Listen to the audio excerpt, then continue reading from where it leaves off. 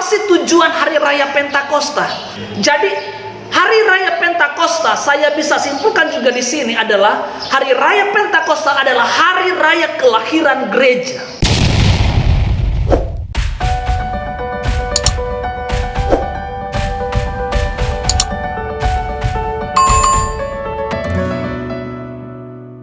Kisah Para Rasul pasal yang kedua, ayat pertama sampai ayatnya yang keempat.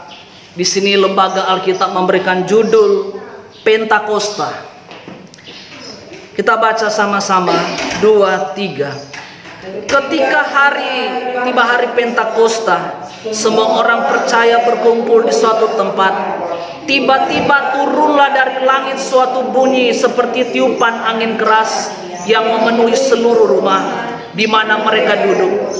Dan tampaklah kepada mereka lidah-lidah seperti nyala api yang bertebaran dan hingga pada mereka masing-masing. Maka penuhlah mereka dengan Roh Kudus. Lalu mereka mulai berkata-kata dalam bahasa lain seperti yang diberikan oleh Roh itu kepada mereka untuk mengatakannya. Kita akan belajar tentang hari raya yang terjadi pada Perjanjian Lama. Karena kalau berbicara tentang masalah Paskah, di dalam Perjanjian Lama juga ada sebutan Paskah. Sebelum daripada Yesus merayakan Paskah, maka Paskah itu sudah ada. Nah, sekarang permasalahannya pada waktu kita membahas tentang masalah pencurahan Roh Kudus, ada nggak hubungannya dengan hari raya daripada kitab dalam Perjanjian Lama? Apapun yang terjadi dalam Perjanjian Baru tetap ada kaitannya dengan Perjanjian Lama. Makanya dalam kitab Ibrani katakan bahwa apapun yang tertulis dan diceritakan dalam Perjanjian Lama, semua itu mengarah kepada pelayanan Yesus sebenarnya. Wujudnya ada pada Yesus. Makanya pada waktu kita masuk Perjanjian Baru menceritakan tentang masalah hari raya, kita sebenarnya ada berhubungan dengan Perjanjian Lama. Apa yang melatar belakangi sampai gereja sekarang ini memperingati tentang hari Pentakosta? Nah, sebenarnya di dalam hari Pentakosta ini sebenarnya ada enggak hubungannya dengan Perjanjian Lama? Keluaran pasal 23 ayat yang ke-14 sampai ayatnya yang ke-17. Peraturan tentang kebaktian dan hari-hari raya. Di sini berbicara tentang hari raya yang berhubungan dengan kehidupan perjalanan bangsa Israel. Dijelaskan di sini hari raya pertama dijelaskan adalah roti tidak beragi. Hari raya roti tidak beragi. Keluaran pasal 23 ayat 14 sampai 17, saya mengulangi lagi, bahwa itu terjadi 3 hari raya. Pertama, hari raya roti tidak beragi terjadi selama 7 minggu. Setelah hari raya roti tidak beragi selama 7 minggu, dilangsungkan hari raya menuai. Hari raya menuai buah bugaran. Dan dilangsungkan juga dengan hari raya mengumpulkan tuaian. Itu dalam kitab Keluaran 23 ayat 14 sampai 17. Hari raya roti tidak beragi, kenapa ada hubungannya dengan hari yang ke-50? Karena begini, hari raya roti tidak beragi dilangsungkan selama 7 minggu. Berarti kalau 7 minggu berarti masuk pada 49 hari. Nah, kenapa sampai hari 50? Tetapi Alkitab dalam kitab ada kaitannya dalam kitab Imamat 23. Pada hari selesai engkau mengadakan hari raya roti tidak beragi selama 7 minggu, langsungkanlah dengan hari raya, namanya adalah hari raya menuai. Atau yang disebut dengan hari raya buah bugaran, menuai hasil daripada panen, daripada pertanian yang ada. Daripada hasil buah-buah garan, maka dilangsungkan juga dengan hari mengumpulkan akan buah bugaran atau buah hasil daripada pertanian yang ada. Yang menjadi permasalahannya di sini adalah kenapa disebutkan di sini bahwa 50 hari disebutkan dengan hari Pentakosta. Karena begini, hari raya roti tidak beragi dilangsungkan selama 7 minggu. Berarti dia masuk pada 49 hari. Imamat 23 ayat yang ke-15 berkata begini, kemudian kamu harus menghitung mulai dari hari sesudah Sabat itu, yaitu waktu kamu membawa berkas persembahan unjukan harus ada genap 7 minggu. Hari raya roti tidak beragi dilangsungkan selama 7 minggu, atau yang disebut dengan 49 hari. Setelah 49 hari dilangsungkan dengan hari raya menuai hasil panen yang ada. Makanya dikatakan ayatnya yang ke-16, sampai pada hari sesudah Sabat yang ke-7, kamu harus hitung 50 hari. Lalu kamu harus mempersembahkan korban sajian yang baru kepada Tuhan. Karena begini, pada waktu tutup akan hari raya roti tidak beragi, dilangsungkan dengan hari raya menuai buah bugaran dalam kitab Keluaran. Dalam bahasa Ibrani, angka 50 ini dalam kitab Imamat 23 ayat yang ke-16, maka disebutkanlah adalah Sabuot. Sabuot itu adalah angka ke-50. Sedangkan masuk pada bahasa Yunani, maka yang disebut dengan Pentakosta. Dari sini kita bisa belajar bahwa sebenarnya ini punya kaitannya dengan apa yang sementara kita rayakan yang disebut dengan Hari Raya Pentakosta. Sekarang permasalahannya, pada waktu masuk perjanjian baru, sebenarnya ada tidak hubungannya dengan yang kita rayakan hari-hari ini? Maka saya bisa simpulkan di sini bahwa 3 hari raya yang ada dalam perjanjian lama yang khususnya dirayakan oleh bangsa Israel. Pertama adalah hari raya roti tidak beragi, dilangsungkan selama 7 minggu karena merayakan setelah Paskah. Mereka langsung merayakan yang namanya adalah hari raya roti tidak beragi, memperingati pembebasan yang Tuhan lakukan kepada umat Israel. Gitu. Nah, setelah pembebasan ini terjadi, maka masuk pada hasil menuai. Itu masuk pada hari yang ke-50 setelah hari raya roti tidak beragi.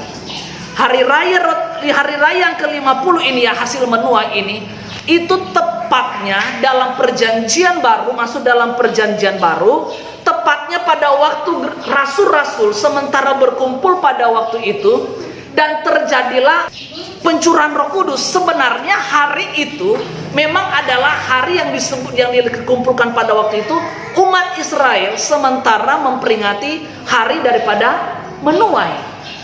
Hari menuai bagi bangsa Israel itu memperingati di mana Tuhan menurunkan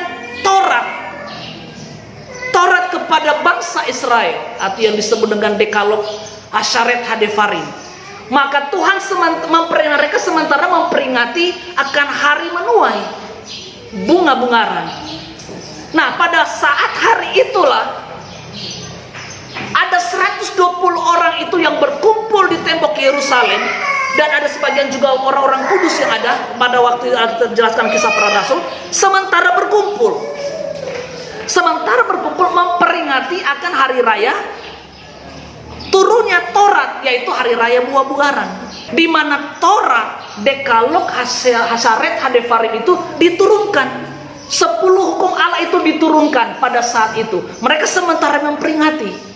Pada saat mereka sementara memperingati, di mana pada saat itu ada berkumpul 120 orang, maka terjadilah namanya pencurahan Roh Kudus. Roh Kudus dicurahkan pada waktu itu, dan itu yang disebut dengan pada hari yang ke-50 yang disebut dengan hari Pentakosta. Dalam bahasa Ibrani itu dijelaskan hari raya Sabuot.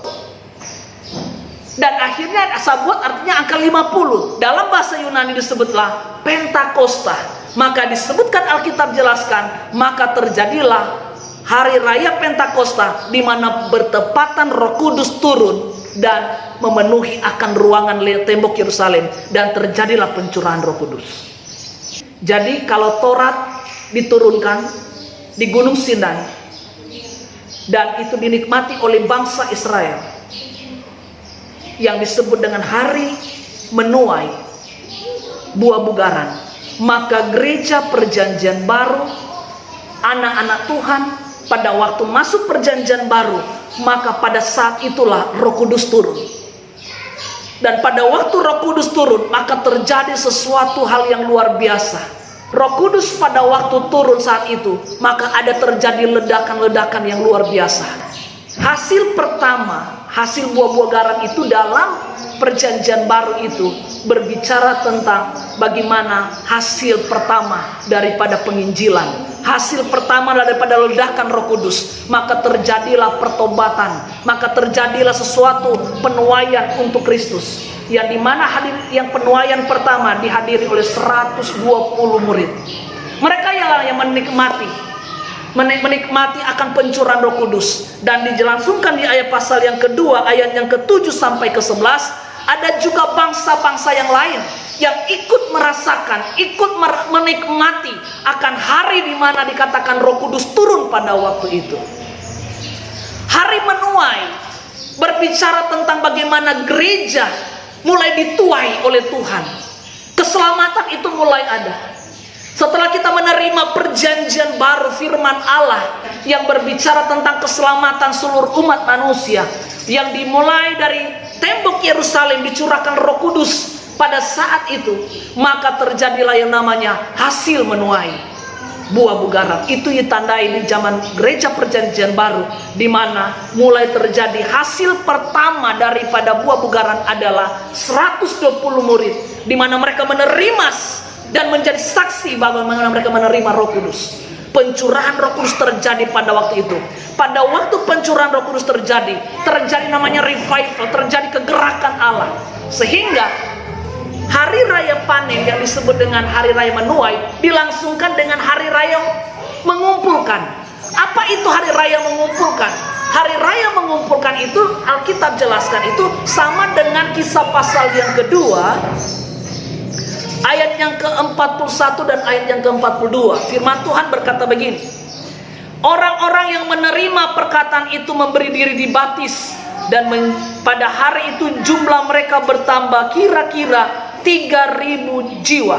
Mereka bertekun dalam pengajaran rasul-rasul dan dalam persekutuan, dan mereka selalu berkumpul untuk memecah-mecahkan roti dan berdoa. Nah, kita sudah melihat di sini bahwa hari raya Pentakosta punya sejarah penting apa yang telah terjadi pada waktu perjanjian lama. Di perjanjian lama terjadi 3 hari raya. Hari raya roti tidak beragi terjadi selama 7 minggu, atau yang disebut dengan 49 hari, dengan tujuan adalah memperingati akan pembebasan yang dikerjakan oleh Allah kepada bangsa Israel. Mereka memperingati itu, mereka menghormati itu. Maka dikatakan haruslah engkau mengadakan hari raya roti tidak beragi. Setelah hari raya roti tidak beragi, maka pada hari yang ke-50 maka dijadilah hari menuai, hari raya menuai buah bugaran. Dan itu sudah saya jelaskan bahwa itu ada hubungannya dengan gereja perjanjian baru, di mana Alkitab jelaskan hari buah bugaran ini adalah memperingati akan Taurat, Dekalog, Asaret Hadifarim diturunkan kepada bangsa Israel sebagai hukum yang harus mereka jalani selama hidup mereka di dalam perjalanan bersama-sama dengan Tuhan. Hukum Taurat inilah yang menjadi satu arahan bagi bangsa Israel, dan itu mereka peringati sebagai hari raya buah bugaran, dan dilangsungkan dengan hari raya menuai hasil buah pertama. Setelah mereka mengumpulkan, mereka pun juga memperingati akan semuanya itu. Dan saat itulah pada waktu perjanjian baru Kisah Para Rasul, mereka orang Yahudi juga di sana sementara berkumpul memperingati akan hari raya buah bugaran pada waktu itu, yang tepatnya terjadi pada hari yang ke-50. Dan pada waktu terjadi pada hari yang ke-50, maka Roh Kudus turun pada saat itu, dan terjadilah hari raya Pentakosta yang saat ini kita nikmati. Hari raya Pentakosta adalah hari raya di mana Allah mulai mencurahkan Roh Kudusnya. Dan sebagaimana hari raya daripada hari raya penuaian, maka gereja Tuhan menerima penuaian yang terjadi 120 murid. 120 murid adalah satu tanda di mana Tuhan menyertai bahwa mereka menikmati hasil penuaian daripada penginjilan yang dilakukan oleh murid-murid pada waktu itu. Setelah mereka menikmati hasil penuaian, pada waktu mereka menerima akan penginjilan, mereka menerima Injil Yesus Kristus, maka Alkitab menjelaskan dalam kitab Kisah pasal 2 ayat 41 dan 42, maka jumlah mereka yang percaya akan pengajaran Yesus Kristus memberi diri dibaptis, dan Alkitab memberikan penegasan saat itu jumlah yang bertobat adalah 3.000. 3.000 adalah angka di mana hasil mereka mengumpulkan tuayan yang ada. Berarti dalam perjanjian lama ada hubungannya dengan perjanjian baru. Dan inilah yang kita nikmati hari raya Pentakosta, bahwa kita sementara merayakan di mana pertama permulaan Tuhan menurunkan akan firman yang Alkitab jelaskan, bahwa firman Injil kasih karunia yang Tuhan jelaskan. 1 Korintus pasal 16 ayat yang ke-8. Tetapi aku akan tinggal di Efesus sampai hari raya Pentakosta. Kenapa sangat penting bagi Paulus? Karena Paulus tahu hari raya itu yang dihormati dalam perjanjian lama yang dilakukan oleh bangsa Israel. Kenapa Paulus menghormati yang namanya tentang hari raya Pentakosta? Karena dia tahu hari raya Pentakosta memperingati di mana hukum Allah, 2 loh batu diturunkan kepada bangsa Israel pada zaman itu. Dan dia juga tahu hari raya Pentakosta ada hubungannya dalam gereja perjanjian baru, di mana hari raya Pentakosta adalah di mana Roh Kudus juga turun, dicurahkan kepada rasul-rasul pada zaman itu dan murid-murid yang ada. Jadi hari raya Pentakosta, saya bisa simpulkan juga di sini adalah hari raya Pentakosta adalah hari raya kelahiran gereja. Gereja lahir pada hari raya Pentakosta. Sejak kapan? Sama seperti bangsa Israel, kedua loh batu melahirkan akan umat Israel.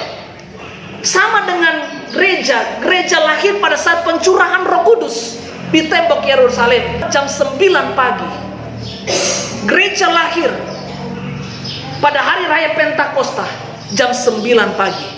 Untuk itu kita merayakan, kita memperingati kelahiran gereja sampai saat ini.